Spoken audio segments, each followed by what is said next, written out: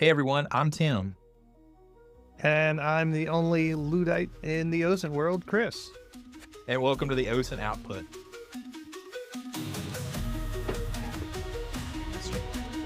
Oh, wow, it's making a weird noise, man. Don't like it when it What, makes that noise. what do I do? Hey, messaging. What are you doing over there? Oh, nothing. Oh, you're looking at the article. Yes.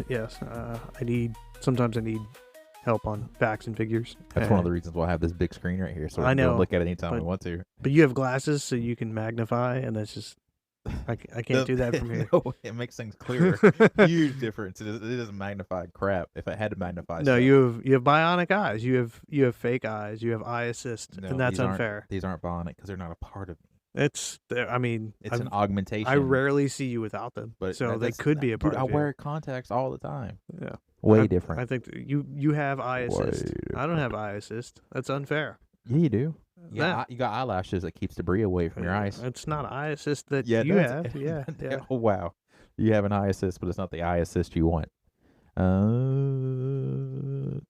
And we've already started recording. Oh, okay. Yeah. So we're gonna be talking about NewsGuard's 2025 Disinformer of the Year. So NewsGuard, they do this every year or have been doing it for a few years. At or- least two that I know of, because in this article they reference the previous one, but I imagine they go back further.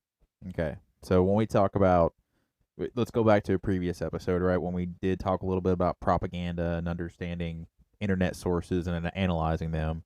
What's the difference between disinformation and misinformation? Oh, misinformation is you hear something that's either wrong or you read something that's wrong and then you spread that because you're not intending to deceive. You got the wrong information. Or somebody said something mistakenly and then that's the assumption they're going under forever. Yes. Like they didn't even know that this existed. They might have over exaggerated and then they go forward with it. So misinformation is like it's mistaken lies. Yeah. I was going to say misinformation is what I do in job interviews, but that's actually disinformation. So, and then disinformation, that's intentional spreading Yes. of lies, fake news. So for this one from NewsGuard, we're talking about the Disinformer of the Year, which is a title that hopefully Chris and I will never achieve. I mean, And- I'd like to be nominated.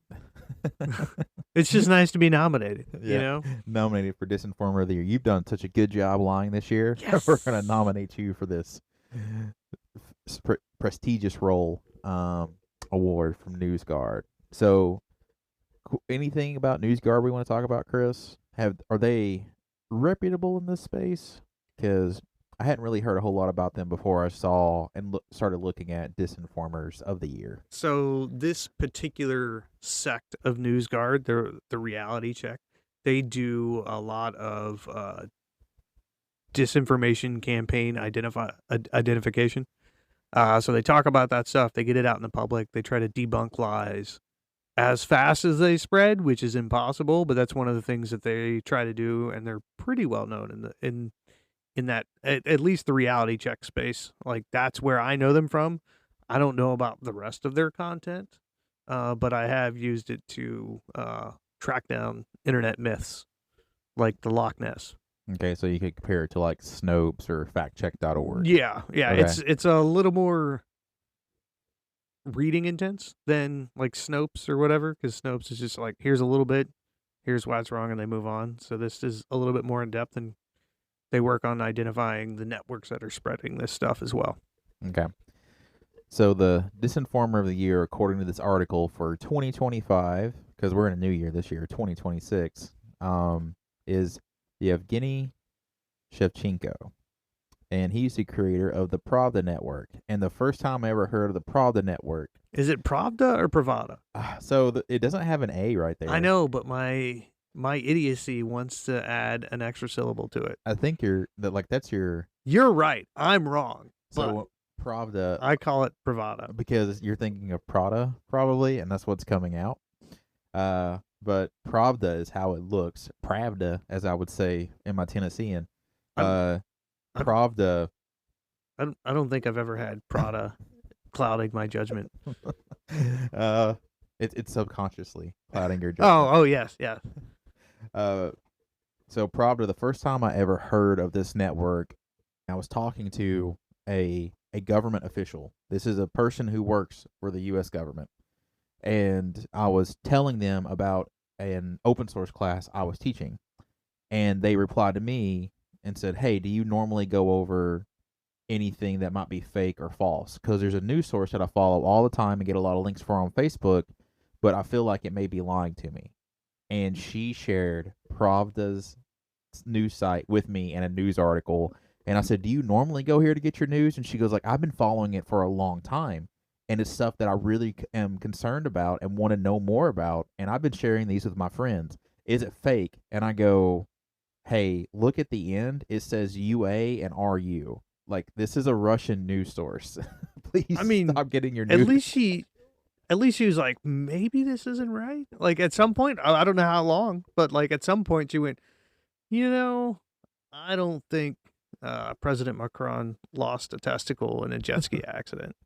It was the way that she was talking. It was a concerning amount of time. Like, it was months or longer that she was actively sharing content from this over her Facebook and then through Facebook Messenger, and then copying the links and putting them on her text messages too, and sharing them with her family and friends. So it was a huge wake up moment for me about how little people actually know about the disinformation space and just believe anything that pops up on their social media feed. If it's TV, I believe it. If it's on the internet, I can't trust it. Oh yeah, Sinclair's Media War. Yeah, like that's a good little John Oliver episode y'all should watch too. Netflix is confusing. It comes through the internet. I don't know what that means. But it's also TV, so it's I don't TV on the internet. Who would have thought of that? I don't know how to trust it. So, Yevgeny Shevchenko, tell me about him, man, because I'm looking at his picture right now. He looks Russian AF. He's Crimean, I think, according to the article. I didn't verify everything in this article, but he is identified as Crimean. He's got a Facebook page where he lists his interests, which were my interests when I was 14, and it's cars and girls, and that's it. And I think they said he started this network around 2013, but it didn't really take off until the Russian invasion of Ukraine. So Pravda Network he started in 2013. Yes. Yeah. And then since 2022, he's been just amping up every year on the amount of disinformation he's cranking out there via domains and articles. Yeah, according to the news source here from NewsGuard, a total 370 different sites in the Pravda network, 286 which remained active as of mid-January of this year in 2026. And in 2025 alone, they published 6.3 million articles. That is a 75% increase over the 3.6 million that they published in 2024, and that's according to the American Sunlight Project, a U.S. nonprofit. So yeah, they're not sleeping over there, man. They were just cranking it out, dude. I wonder if the advent of AI really helped them out, really helped them pump those articles out that year. That's possible. What AI did do is give them legitimacy, because they put out so many articles that it eventually started getting quoted by AI as fact and truth. So I think in NewsGuard here tested 10 different major AI chatbots, and it like 6 of them spread Pravda as fact. So that old saying, garbage in, garbage out, kind of really, really true in this case. Yes. Which is why you should never really trust AI. Yes. Or at least fact check it and confirm. Yes. Yeah. Fact check it and confirm. It's definitely the way to go with that. I was in an AI hate group on Reddit. Just to see what people are putting out there, because I didn't know that there was an AI hate group on Reddit. So then I used AI to create anti-AI propaganda from like the 1940s. So it's like, AI is evil, like it's Russia type propaganda, and then put that in their chat, and I got banned. Oh Lord, were you a flared user? That can get you banned in some subreddits. I was not, but yeah, I instantly got banned. They're like, "What are you doing?" Oh, That happens a lot on disinformation subreddits. If you aren't a flared user or you aren't posting what they want to hear in their little echo chamber, you're immediately banned Oh yeah, from those groups. those are some of my favorite groups to read. Just the sheer amount of people who just continually repost from the same source or from the same person is insane on a lot of those disinformation subreddits, because they're just confirming their own beliefs and never seeking out any dissent or any alternative arguments to what they're trying to believe or say, or get other people to believe or say. And that is how you accurately describe an echo chamber. Mm-hmm. Some would call it a cult as well, but I don't know if we can go that far. But looking at their background, so Crimea used to be part of Ukraine. Correct. Until 2014. Okay, so he started this disinformation network before Yes. they were annexed. Yeah. So it seems like he was already a sympathizer. Yeah, he's probably. Yeah. Probably an honorary Or- Russian citizen now. Or just getting paid. Or he was a Russian citizen and they moved into Crimea. I could see that happening too. One of the more well-known propaganda platforms in Russia is called the Internet Research Agency, IRA, and they operate out of various offices throughout the Russian Federation, but most of them operate out of St. Petersburg. And I believe it was Washington Post or New York Times identified the physical building that they operate out of St. Petersburg, and they get massive amounts of funding from the Russian Federation to just create false personas, identities, go out and join these groups or create groups on U.S. social media so they can spread this stuff. So I'm assuming they found the power in having a media arm that they can control that has a large following, and they probably started funneling thousands, hundreds of thousands of rubles towards Yevgeny to continuously boost up that network. Speaking of funding, our article here also identifies that there's no identifiable source of funding for the Pravda network or the Tiger Web Design Agency or whatever that is. The other thing that Yevgeny owns that hosts and designs all of Pravda Network's propaganda channels. Yeah, Chris and I were doing just cursory searches on DuckDuckGo and Google before we started recording this podcast today. And I just searched Tiger Web Design Company, and it gave me one that was in Amherst, Massachusetts. Probably not Yevgeny's. Probably not. So if you're just doing cursory searches on major search engines, you might have to go a little bit deeper, because maybe they're not indexing their website, or maybe they don't have a website to index. Oh, yeah, you might have to pop over to Yandex, too. Yeah, or come from a Russian IP address, which is something that we might do after this podcast. But Chris had just gotten over here, and we wanted to start recording. But let's talk about this. This is a really snarky comment in the article itself. So 2024's Disinformer of the Year was Dugan. What's his full name? I don't know. Michael? Yeah, James? John Mark Dugan. Yeah, some white dude. Yeah. A former Florida deputy sheriff and NewsGuard. No, wait, hang on. It wasn't NewsGuard. Maybe. So it says, and while there is a clear overlap in Dugan's and Shevchenko's work running sites spreading Russian propaganda, it is unknown whether the two men know each other. Asked if he knew Shevchenko, Dugan replied cryptically, "Never heard of Genya, the short, familiar version of the name Yevgeny. Maybe I do, maybe I don't." So they asked this man, "Hey, do you know a variant of Yevgeny Shevchenko's name? Like, hey, do you know Mr. Shevchenko? Do you know Yevgeny Shevchenko?" And instead of replying with the formal version of this person's name, he says, "I don't know Genya, the nickname of this person." I've never met T-Bone and Tim. You know, that's like, you're like, hey, do you know Mr. Whatever? No. Yeah. I've never hung out with that guy on the corner of 6th and Main at 3 a.m. Yeah, that particular 7-Eleven isn't known to me. Wait, how do you know there's a 7-Eleven there, sir? Like, there's 7-Elevens everywhere. If you hit the Taco Bell, you've gone too far. But yeah, so really, really interesting article. And I've known about Pravda, like I said, going over 5 or 6 years now when I first got that news article. And it was a part of some of my analyses for supporting customers across different spaces.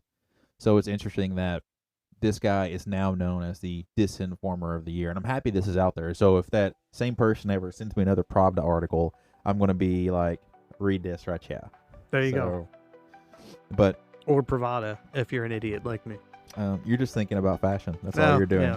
Yes. I don't know if you guys know this. Chris is a fashionista. Oh, yeah. I have clothes Yes. that I put on all by myself. Yep. And they're somewhat catchy. Yeah. And they look like clothes. Yeah. It's like today he's actually wearing a shirt that I bought him, a hoodie that I bought him, which is cool. He's gonna wear it for every Yeah. podcast recording that we do. I am. All Okay. right. So what's our big topic today? Does it tie into our article at all? Yeah, we should talk about this. So before we talked about understanding the source, an internet source, and then analyzing it to include in a report, right? Yes. So this kind of ties into that. So we talked about crap BS. So Yes. Chris, what is crap BS? Because that was your brainchild for a podcast recording. Currency, relevancy, accuracy, authority, purpose, and then bias and source. Okay. So crap BS is what we went over before. This one kind of ties into that. So rather than just looking at a source agnostically, we're going to look at a source as disseminated as a form of propaganda, which is where SCAME comes in.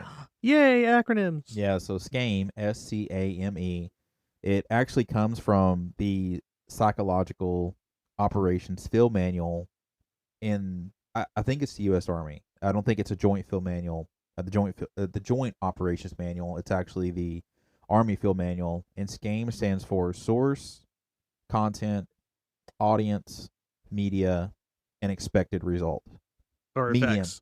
Or Medium. effects. Yeah. Effects. So for not media, medium. So, and it's a very common tool that a lot of people will use either in marketing, because I've actually seen it being used there all the time, because that's just what marketing does. Like What do you mean? their whole job is to produce propaganda in order to Nah. affect an audience's mind, because they're selling something. We're trying to make them better. At the end of the day, everybody's selling something, and like, no, you're not. You're not trying to make anything better, because it's just a cesspool of money that nobody really knows where it goes or what it does. It's kind of like building a golden ballroom. Like, why do we need it? Nobody does. I agree with that. Nobody does. But talking about SCAME, we'll go through each one of the letters and try to give a brief overview for each one of them. So SCAME, when we talk about source, or did you want to have anything that you wanted to talk about before we got into defining each one of the letters here? Oh God, I hope not. Did Okay. I say I had something? I didn't ask you. I was being rude. Oh man, I was like, understanding. I think you'll see SCAME more applied to propaganda, like we talked about, and so this understanding how all of that stuff comes together to be presented to you can give you the keys and the markers to be less affected by it. And going back to what I said about marketing being just a cesspool money pit, if you've never been a part of a marketing team or marketing effort, you do not understand the sheer amount of planning and manpower that goes into some of these campaigns. Because one of the ones that I was involved in, and this was a months-long marketing campaign, I'm not going to exactly say what it was for, but it wasn't just, hey, 2 weeks from now, we're going to publish this article on LinkedIn, and then 2 weeks after that, we're going to have a webinar, and then a month after that, we're going to try to make an appearance on this podcast. It was months long of effects to hopefully get to a result where it improves revenue over time going forward. So it isn't just like an idea that comes up all of a sudden. This is a planned effort that takes hundreds of hours of FTE time, full-time exempt employees, if you've never heard of FTE. So it's a concerted effort distributing and managing propaganda, and I'm sure Russia does that to great effect. They're big fans. Yeah. They like the effects, and they've seen tangible results. Yeah, and one of the things that I saw, and Chris, I'm sure that you've seen it too, is to understand how propaganda spreads and measure its effectiveness. Sometimes you can't do it because you don't know what audiences you're penetrating over time, because as soon as a thought comes out of your brain and you put it on somewhere where someone can hear, see it, or ingest it in some tangible way, there are first order effects which you know are going to happen. Yes. Right? So you see that you put a message out that you should go and visit my theme park, right? You should come and see, like in Walt Disney, right? You should come and see Mickey Mouse. You could come and see Minnie Mouse. The first order effect is you know that kids are going to see that. So Yeah. what's the very first thing they're going to do when they see that? They get excited Yeah. and they go, I want to go there. yeah, and they tell their parents. So that's the second order effect of that. Then the parents know their kids want to go there, so they have to start looking it up, searching it, maybe going, if they even exist in this day and age, an actual travel agent to see if they can afford a trip to go there. Yes. And then the third order effects of that are the fact that airlines are going to get money now, hotels are going to get money. If you have to drive down there, what gas stations are you going to stop at? Where do you have to fuel up? So there's a lot that goes into these marketing campaigns where you have to try to factor in all of those. And sometimes you just can't realistically find out what they are. And the reason why I went down that rabbit hole is the spread of propaganda through diaspora is one of the most fascinating things that I managed to dive into at one point. It is really interesting. Because when it comes to understanding language as a, I guess, metric for how information spreads as it goes from one dialect to another, because for a lot of these campaigns, especially in Russia, they don't speak English there. Yeah, that is correct. So what do you think they do, Chris? They make common grammatical errors. Yeah, and believe it or not, they're usually caught by native English speakers. They go, hey, you know what? This article doesn't really make a whole lot of sense, but it's speaking to me. Yeah. And they share it anyway. It's like, hey, ignore the spelling errors. Yeah. Which is one thing that we're taught in the military. Whenever we get an unknown letter in the mail, what's the very first thing you say check for? Yeah, you look at the address. Yeah. Oh my God, I have a story for this. Go. So yep, I was at a training facility, and this is back, 2000, I don't know, 2006, somewhere around there. So like, smartphones aren't really big then. You're still on your Nokia stuff because they're just coming into play, and only rich people have them. So I'm at this schoolhouse, and the bomb alarms go off. So we all get kicked out, and we're 1,000 feet from the building or whatever. And then bomb squad goes in. They come out and they go, all right, hey, is this person here? And that person was one of my friends. So it turns out that her grandmother had mailed her a cell phone, a brand new cell phone for her birthday or something. So she charged it up before she put it in the box, and then put it in the box. And by the time the box got to the schoolhouse, it was beeping, because that's what the old phones did. And so in addition to that, she had also sent some homemade preserves where the jar had broke. And so now you got a package that's beeping and there's grease on the side. Yes. Oh God. So understanding that from an OPSEC process, you think you would apply it, because government officials get this training every single year. It's required. If you read any public law, or you read the SOPs for what training you have to go through as a military person or government person, one of the trainings you have to go through is OPSEC in both your personal and professional life, and they tell you how to scan your mail and everything. So I think it's funny when they go like, hey, you know what? That package looks suspicious. Don't go near it. But I'm just going to share this news article with everybody that I can. And one of the things that WhatsApp implemented following the 2016 presidential elections was the amount of times that you can share a news article across different chats on WhatsApp.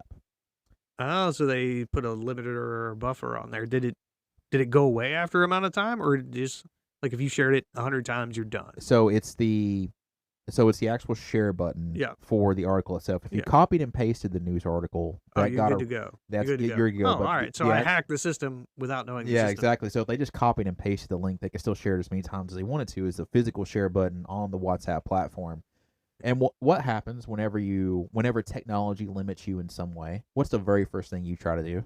Find a way around it. Exactly. So what do people start doing? They're like, well, I found the article myself. I clicked on the link. let me just share it through text instead if Yeah. WhatsApp's going to stop me. So the same thing happened. Yeah. Good on Meta at that time for trying to find a way to limit the amount of misinformation, disinformation that started arising. And they also started creating a content team of moderators that would go out and look at these Facebook groups and pages to make sure that they weren't heavily, and that's the word I'm going to use here, heavily trying to disenfranchise certain peoples around the globe for specific topics and try to make them make decisions based on false information. They were doing a pretty good job, but as we all know, a lot of those moderation teams went away. Yeah, this I was past year going to and a ask half. you how those moderation teams are doing today, and they're not. They have been replaced by the promise that, well, the belief that people are going to moderate themselves. Yes. So if they see, and that's one thing humans are great at is self-moderation. yeah, that whole thing, addiction is a disease. Like no one ever. We're great at self-moderating. Oh, but anyways, going back to the whole diaspora that spread, going through spreading propaganda through diaspora, it's a fascinating thing if you ever get into it, especially when you look at how it spreads from one language to another and trying to translate that. It gets really, you can really get to a granular amount of analysis, finding out how one topic or one news source kind of resonates with a person over another. Truly fascinating. But source, okay, so SCAME again, source, content, right? Audience, medium, and effects. Okay, I always call it expected result. Yeah, it's just the same thing. Yeah, but effects. Yours sounds more intelligent. Yeah, because I think that when you look at it, your bias already comes into play when you look at SCAME. So you're like, hey, because you got to look at propaganda from two lenses, right? The person spreading the propaganda, and the people consuming the propaganda, right? So the person that spreads it, this is the expected result that they want out of this propaganda. Whereas if you study it on the back end after the propaganda has been spread months later, you can see the effects of what happened. So I can kind of see it from both lenses. So source, what is source when it comes to SCAME, Chris? Who's giving you the information and where it's coming from? Okay. Is it Pravda? Is it The Onion? Is it Bumblebee? And there's different levels of, or Babylon Bee? Babylon Bee's my favorite. Bumblebee. Yeah. That's a different thing. No, don't. Babylon Bee, fantastic. But when we look at the source, right? This isn't just the news site itself. We're also looking at whether or not it was sponsored. Yes. So that's really huge when it comes to propaganda, because did it come from a nation state? Did they pay a news agency or control a news agency to do it? Is it a third party that's operating on behalf of them, meaning that while they weren't directly paid, they were trying to spread their message? Was it independent? Or, and this is the biggest thing when it comes to propaganda, which is just my favorite because I've worked in these campaigns before, is the gray and black propaganda. Okay. So, white, gray, and black. When it comes to military operations, Chris, can you kind of tell our listeners the difference between those three? No, I can't. Oh, you can. No, go for it. So there's always three terms when it comes to understanding operations of different natures. And I was Navy. We don't have that. Yeah, okay, tier 1, right? Navy SEALs. They all publish their books, by the way. We know exactly what white, black, and gray are. They get reviewed.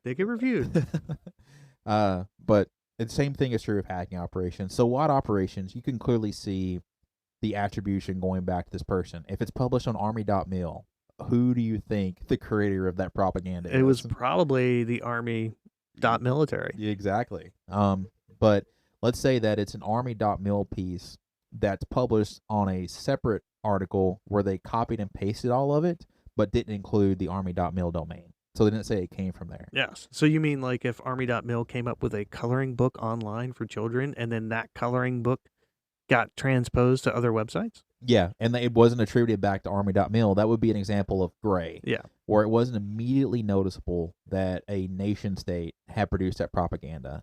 And then there's black, which is where it's dangerous. It's attributed entirely to a different entity and not the original author. So that's where white, gray, and black come into play. Yes. You should have just said hacking. I was with you there. Yeah, But you were like, hacking. "Oh, military." I was like, "Nah, I was I mean- Navy." We have our own language. All right. You're not out here talking about dunks and overheads and bulkheads. We have a joint manuals for a reason, dude. Come on. I read the Blue Jackets manual. Did you read it? No. All right then. Move on. I'm assuming you read the Ranger Field Handbook, right? I have. You have? No. Yeah, see? No, I haven't. I'm just kidding. If I admit yes, then it messes me up. It loses my argument.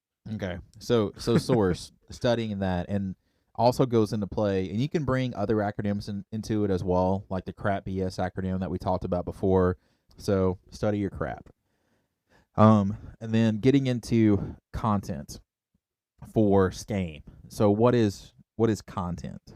It's what's being shown. So the themes, the narratives, the emotional whatever behind it, all of that stuff, everything that's being presented to you to elicit some sort of effect.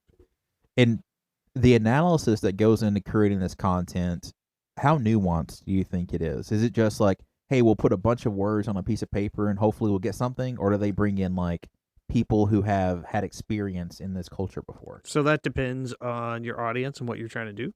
But the more effective ones, obviously, they try to translate what they're saying into a local language before that content is spread to the local language.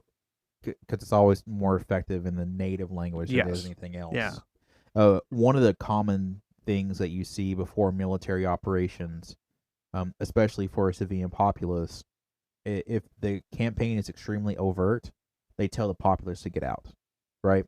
Before Desert Storm, one of the things that we did over messaging was talk about, and this was broadcasted and clear over radio, was talk about how we were putting our military at the rack, saying, if you are here, there is a high chance that you are going to die. Leave. Also, graphics are huge as well. Yes. Right? So I know. And the position of the graphics. Yeah, where they're located at, because if you're going to a culture that reads top to bottom or right to left, that's compared to left to right, where an image is placed on there and the objects on that, whatever it may be, because it could be a pamphlet, it could be a CD that's dropped, or you could actually give them physical devices to read the message on as well. Drop thumb drives. Everyone's comfortable plugging them into their computers. Yeah. Also radios, right? You could drop those so they could listen to them as well, and hidden inside compartments are messages as well. So again, the type of content being delivered, it's not just words, but everything else that goes into that too. And then anything else on content? Nah. Okay. So audience. Music. Music is a good one too. Oh yeah. For content. Music brings it back as well. Anything in the arts, right? So poems that are on there. Drop a bunch of haikus. You can you can defeat AI with poetry.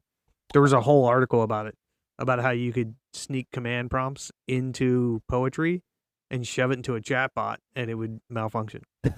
I saw one the other day where they encoded a haiku into base 64 and put it into an agentic bot, and it replied with a haiku from base 64. So anyways, going into M, that's medium. We're on audience. Yeah.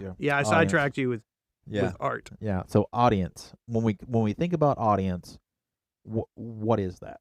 That is who is designed to receive this propaganda.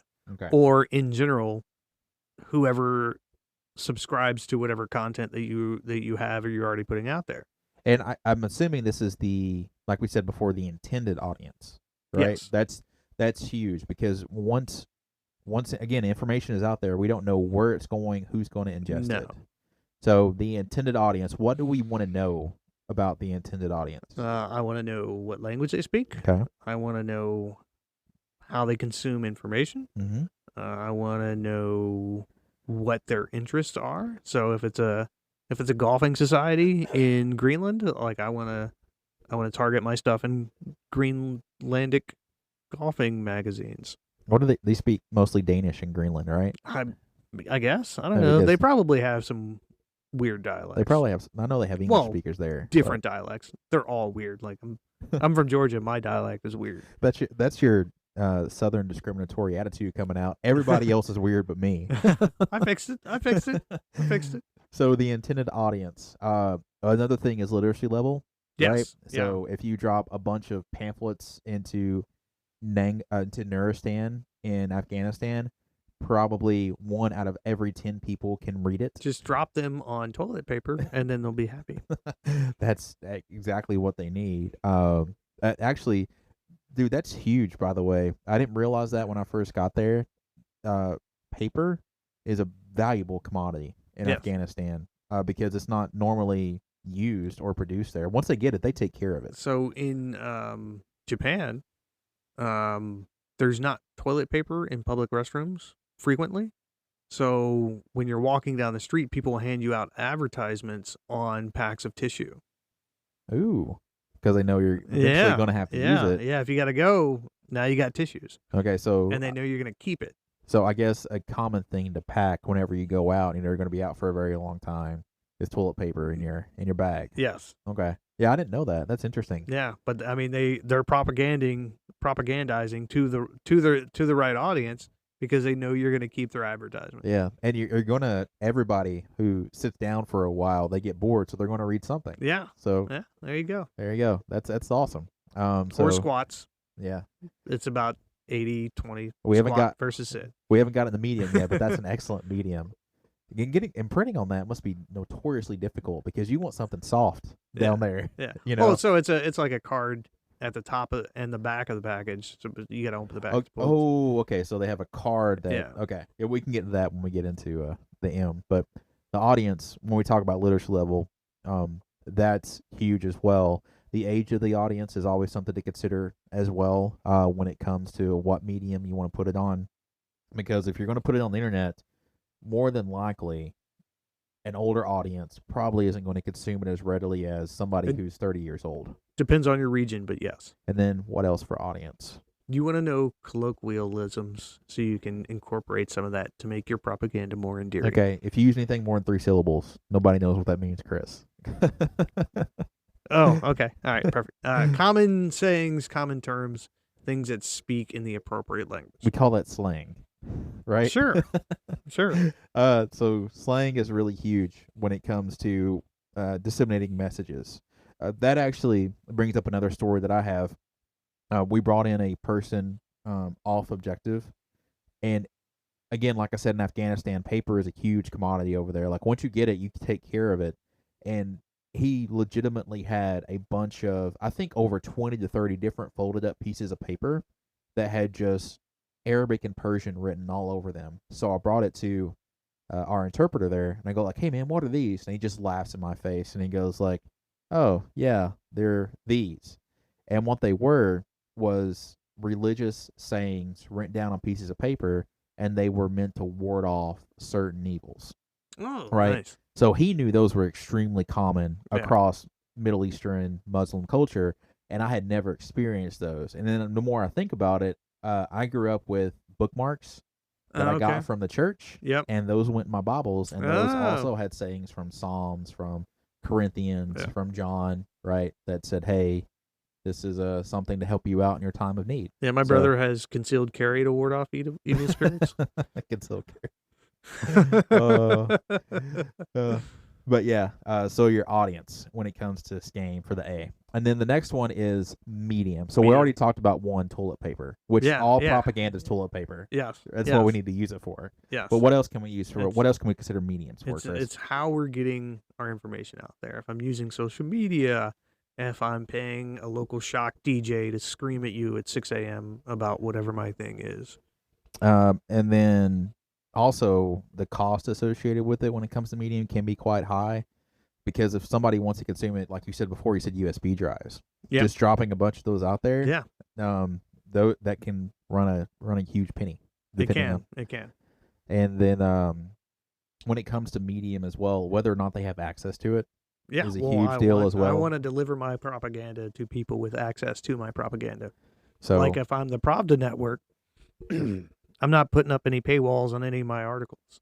yeah, you want to make sure that they don't have to sign in. As soon as they go to that article, it's immediately available so they can view it. And because they put it in 49 languages, there's a good chance you're going to be able to read it. Yeah. And I'm assuming they're probably translating all of those. For Pravda specifically, did you see that they have any other, I guess, outlet stations around the world where they translate it locally for that audience, or is it all done in Crimea for Pravda? As far as how they get it there, no, like I mean, so they have Danish, they have British, they have U.S. Websites or domains or whatever, where they translate everything. Okay, so they translate it in the native language for people Yes. to consume as well. Yes. Okay. Yeah, and they even have a Trump.pravda dot whatever UARU, something like that.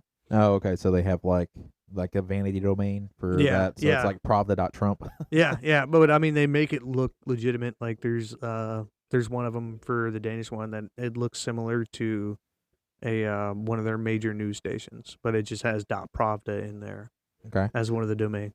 Gotcha. So anything more on Medium, Chris? I don't think so, man. Yeah, just what is your message going to be on, and then how are you Yeah, going to disseminate it? Yep. Right. And then skywriting, boom. That's how I want my. How I That's want my propaganda. what we need to do. Oh, Everyone has access to the sky. They haven't blocked that out yet. So that's one of the more fantastic mediums for spreading messages that I've seen. When, God, which one was it? It was the last flight of a specific carrier, aircraft, and they wanted to send it out in style, but they got one of their pilots in there to go up in the sky, as you do, and they wrote out a message saying "Bon voyage" or something like that. See, skywriting. Man. Yeah, That's the way exactly. to do it. But you had to go on Flight Radar I 24 to read it. I want all notifications done by skywriting. It's just gonna be over Chris's house, and he's gonna be leaning out the Yes. window, staring at it. No more text messages. Oh, Skywriting. yeah. That's just gonna be a bunch of clouds I'll over even, there. I'll All even these put in some contrails. skylights. I'll put in some skylights. All these contrails over Chris's house. That's gonna just ramp up the conspiracy theories here in Virginia. Well, we do have a fair amount of those. We don't need any more of that Yeah. going on. Oh, your brother. Yeah. Just everybody skywriting over your house. Yeah. Oh, yeah. That would. Yeah. he'd be out with his concealed carry handgun shooting at the sky. Yeah. He'll be warding off evil spirits. So when it comes to Medium, again, what it's going out on and how we're going to get it to people. An expected result, the effects, right? Yes. Those two go hand in hand. What do I want to happen at the end of this? How do we determine that for a different culture? Because it's huge, right? We don't know exactly what the effects are going to be until after we observe it. So how do we know that it's going to have the intended effect? If it were me, I would look at previous campaigns or previous things to see what effects those have had to try to create a pool of predictable results.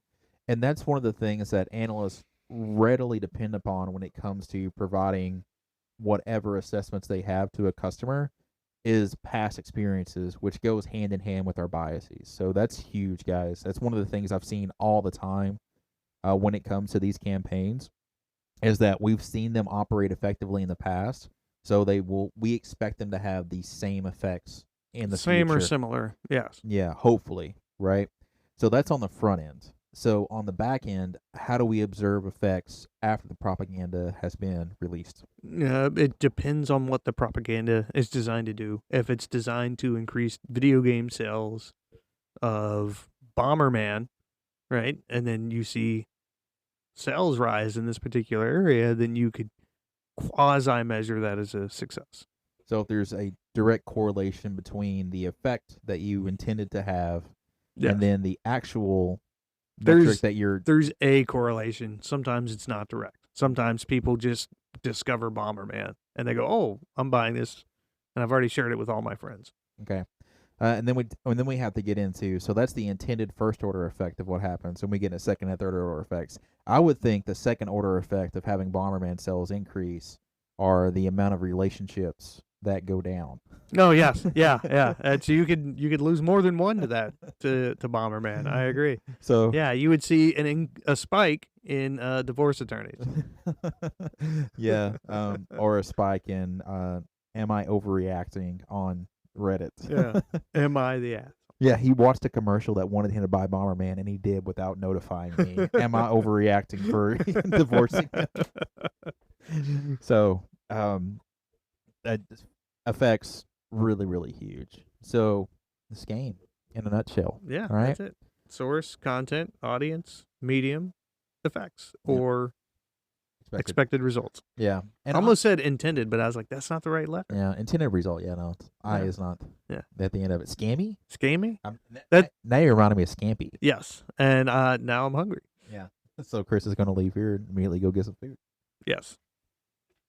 So when it comes to propaganda, how effective do you think marketing experts are at getting people to buy something, do something, or just in general start thinking about something? Like everything that goes into that. What do you think about it, Chris? Have you ever watched a commercial and then went, man, I really want a hamburger?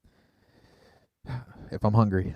Yeah. Yeah. See, there you go. That's it. Problem solved. And then it becomes either that hamburger or your favorite hamburger in the region. Yeah. Or, you have a frozen hamburger downstairs, pop it in the microwave for 2 minutes and you're eating it. Yes. Consumption regardless, right? Yes. Not the consumption for tuberculosis, just consuming in general. The consumption. I don't think they still call it that, man. I know. It's got the vapors. Oh Lord, what was it? It was a news article that I read, and it was Hysteria. That's that's hysteria. The treatment of hysteria, effective for consumption as well. Yeah. Yeah, we're not talking about the treatment for hysteria. Yeah. But it was It's a different podcast. Oh man, it was a TV show that I love to watch. They were talking about the fact that she said, "Hey, we're having treatment for consumption," and this girl didn't know what it was, and she goes like, "No, I'm eating pretty healthy." You're like, "No, honey, it's tuberculosis." Like, was it Dr. Quinn, Medicine Woman? I didn't even know that was a thing until you just said it. That's how far out of my mind that show has gone. Yeah. I think you just brought in a lot of 40-year-olds to we're rethink back, about those man. sitcoms. Yeah. Dr. Well, Quinn. God, no, 60-year-olds. That came out in the early 90s, right? Yeah. Yeah, so that would have been the 18 to 20-year-olds that were consuming that right before Friends. This is going to just the random sayings and musings of the end of the podcast. I'm really enjoying the snow action right now because it's just completely frozen over top. And so you can't depress into it. And so I have 3 dogs in my house now.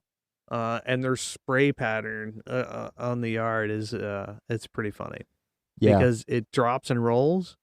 So I've been enjoying like marking that because I know which dog is pooping where based on where it rolls to. My dogs have just one spot that they go to.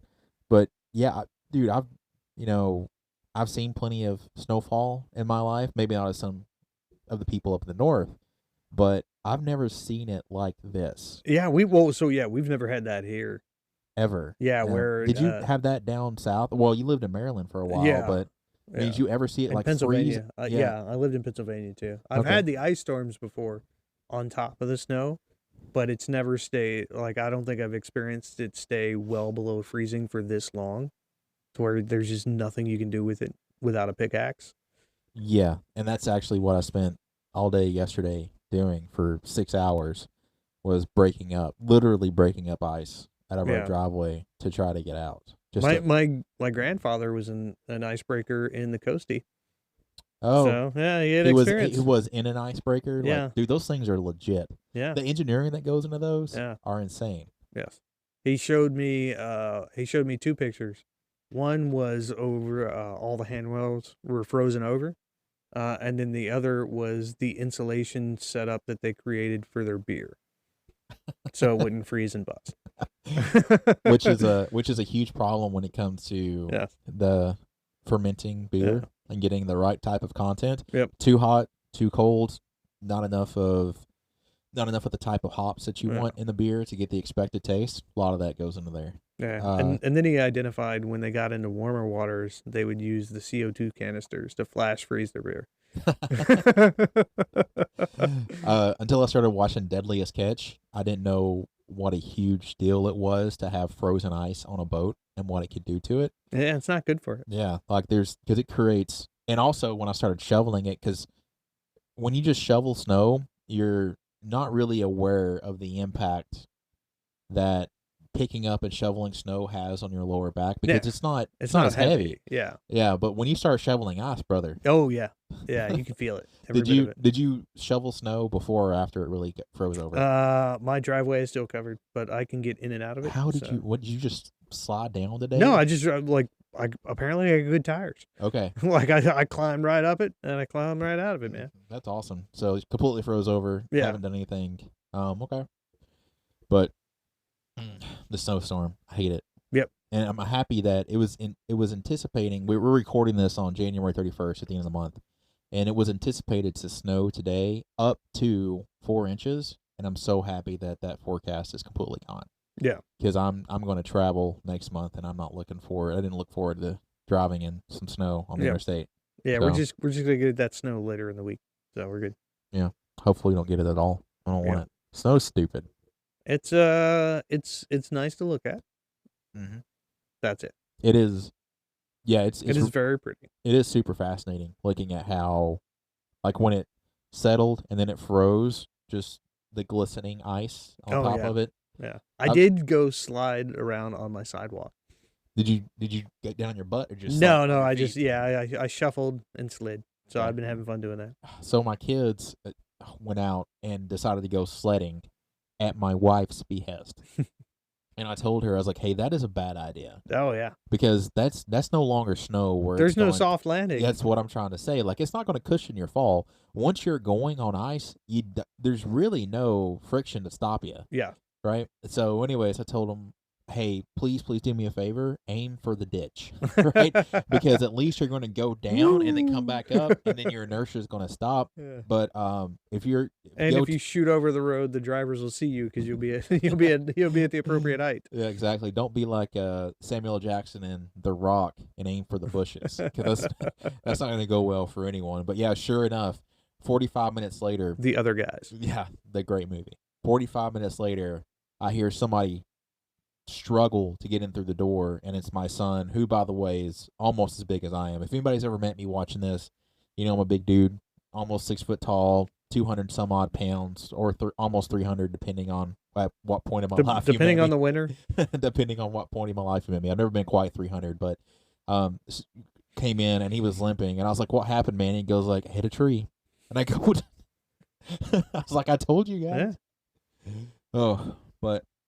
Before we sign off, Chris, any other odd musings from your neck of the woods? I got nothing. I got nothing right now, man. No more tidbits. No more knowledge to spread to the masses. You got so much to give out, man. I know. It's just not time for it. But anyways, thank you guys so much for listening. Please consider subscribing to our content. We try to publish every other week if we can. So far, we've actually been on a pretty good schedule. Yeah. This will be our So we started last February. So 12 months will be next month, and this will be our 22nd episode. That's right on it, dude. Yeah. So if we publish 2 episodes next month, we're 24. We're in it, man. For a year. So hopefully we can keep the cadence. For those who are continual listeners, thank you so much. Please share our content if you can to get it out there. We love educating new people, meeting new people. If you'd like to come on our podcast, please let us know. We have a few interviews lined up over the next few months that people have reached out to me over. We're on LinkedIn, Blue Sky. Hit us up, man. Yep. Also check out our website. We're publishing blogs as well.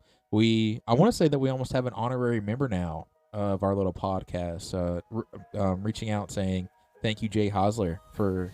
Oh, yeah. He's been doing a bunch of the interviews and some of our blogs, man. Yeah. That's been awesome. And connecting us with a bunch of people in the OSINT community as well, because one of the things that we were lacking on was connecting to experts for think tanks and academia in certain circles.